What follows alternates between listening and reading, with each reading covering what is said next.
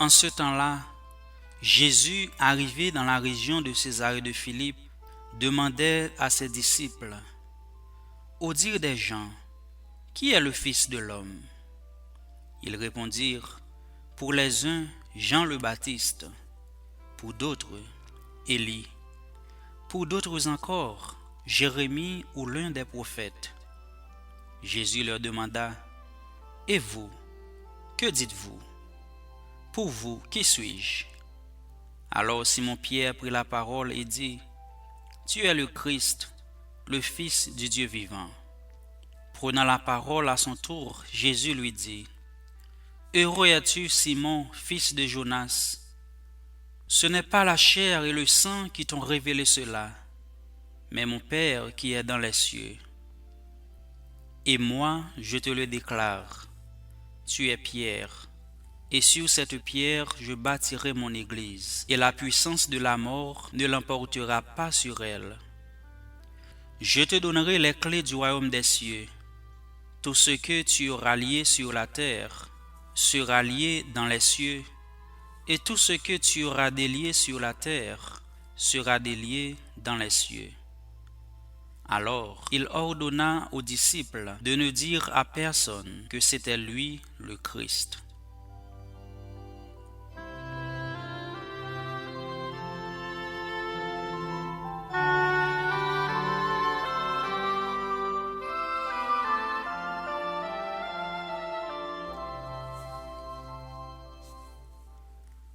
À Jésus qui demandait aux apôtres de lui dire qui il est, Pierre, contrairement aux gens qui étiquetaient Jésus de Jean-Baptiste ressuscité d'entre les morts, Élie dont on attend le retour, Jérémie, un des grands prophètes, un hérétique, un possédé, un séducteur, un glouton, un ivrogne, etc., très impulsif, il a trouvé le titre exact.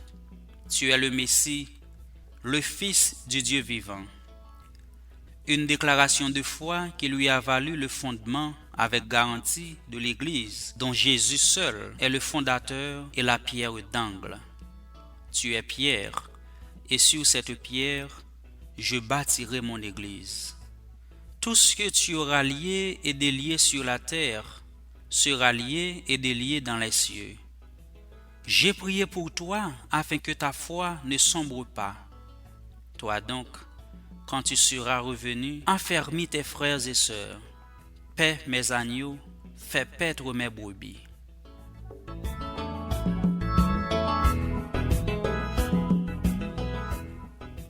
Cette déclaration de Pierre n'était pas si simple, si bien qu'elle a inauguré un tournant dans la vie de Jésus. Oui, un tournant, car après cette conversation, Matthieu ajoute, à partir de ce moment, Jésus commença à montrer à ses disciples qu'il lui fallait s'en aller à Jérusalem, souffrir beaucoup de la part des anciens, des grands prêtres et des scribes, être mis à mort et le troisième jour ressusciter. Toutefois, ce qui est intéressant dans tout cela, c'est que Pierre n'avait rien dit de neuf. Marie-Noël Tabout fait remarquer que 9 fois déjà, Jésus s'était déjà attribué le titre de Fils de l'homme. Et même si Pierre ajoute Fils de Dieu, c'est-à-dire Messie roi, cela ne veut pas dire qu'il a été le premier à le faire. Ce qui est nouveau, c'est simplement leur jonction. Qui est le Fils de l'homme? Demande Jésus. Et Pierre répond, il est le Fils de Dieu. Jésus fera le même rapprochement au moment de son interrogatoire par le grand prêtre qui aura lui demandé, je t'adjure par le Dieu vivant de nous dire si tu es toi, le Messie, le Fils de Dieu. Et Jésus aura répondu, tu le dis, seulement je vous le déclare, désormais, vous verrez le Fils de l'homme siégeant à la droite du Tout-Puissant et venant sur les nuées du ciel.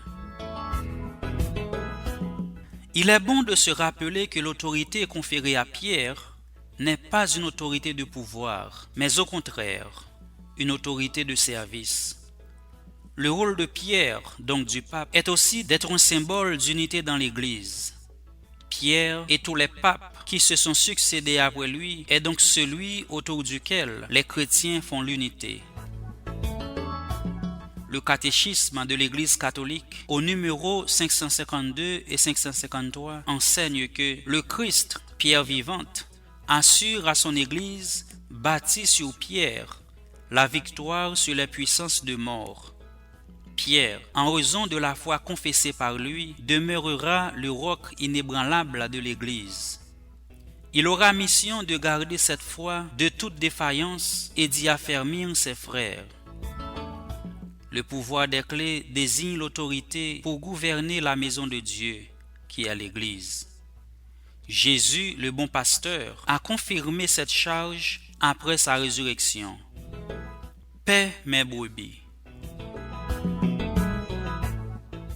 Le pouvoir de lier et délier signifie l'autorité pour absoudre les péchés, prononcer des jugements doctrinaux et prendre des décisions disciplinaires dans l'Église. Jésus a confié cette autorité à l'Église par le ministère des apôtres et particulièrement de Pierre, le seul à qui il a confié explicitement les clés du royaume. Mais qui était Pierre? En tout cas, il n'était ni un grand homme, ni aussi savant que Paul, le docteur des nations, ni un héros, ni un riche, mais un pécheur. Un homme simple, avec ses défauts et ses failles. De toute façon, nous voyons clair que tout cela ne veut rien dire pour Dieu. En effet, le Seigneur ne nous appelle pas pour ce que nous sommes, mais pour ce qu'il veut faire de nous. S'il nous appelle malgré nous, c'est parce qu'il nous a déjà donné la grâce de répondre et déposer en nous ce dont nous avons besoin pour en être à la hauteur. Malgré la violence et la faiblesse de Simon, son courage teinté de lâcheté, le Seigneur a fait de lui la pierre sur laquelle il a bâti son Église, sur quoi les portes de l'enfer n'avaient, non et n'auront aucune emprise.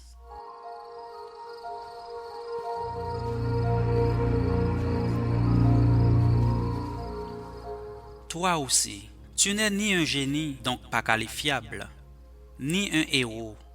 Tu ne réponds pas à aucun des critères humains.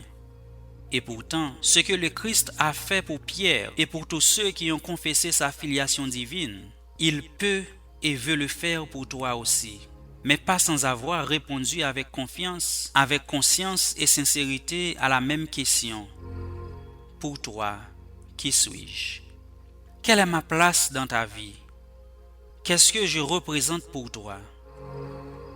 Que dis-tu de moi? As-tu du temps pour moi? As-tu confiance en moi?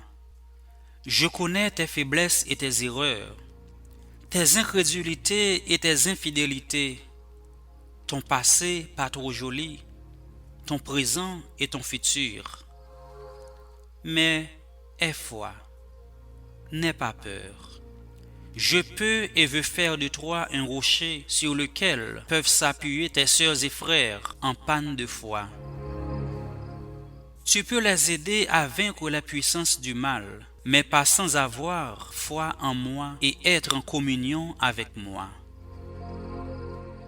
Ouvre tes yeux et tu verras se manifester au milieu de toi et de tes prochains le règne de la mort qui cause tant d'insupportables souffrances et qui incite à poser des questions. Toutefois, tu peux être le lieu de la manifestation du royaume en donnant au monde l'espérance qui ne déçoit jamais.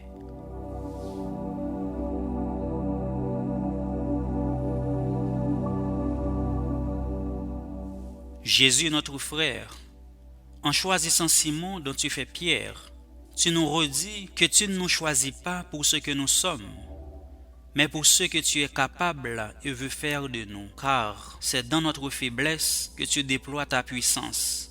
Et en réalité, ta grâce nous suffit, car ta puissance donne toute sa mesure dans la faiblesse. Tu prends plaisir à utiliser des personnes faibles. Nous avons tous nos faiblesses. Oui, nous en avons tous. Faiblesse physique, faiblesse psychologique, faiblesse intellectuelle et faiblesse spirituelle. Donne-nous de les admettre et non pas chercher à nous convaincre nous-mêmes. Donne-nous de dire comme Saint Paul, je mettrai plutôt ma fierté dans mes faiblesses, afin que la puissance du Christ fasse en moi sa demeure. C'est pourquoi j'accepte de grand cœur pour le Christ les faiblesses. Donne-nous de reconnaître combien nos limites nous permettent de nous rendre compte combien nous avons besoin des autres, mais surtout combien nous avons besoin de toi. Mais par-dessus tout, veille sur nous avec sollicitude pour protéger ce que tu as fait grandir. Jésus notre frère, pacifie nos cœurs.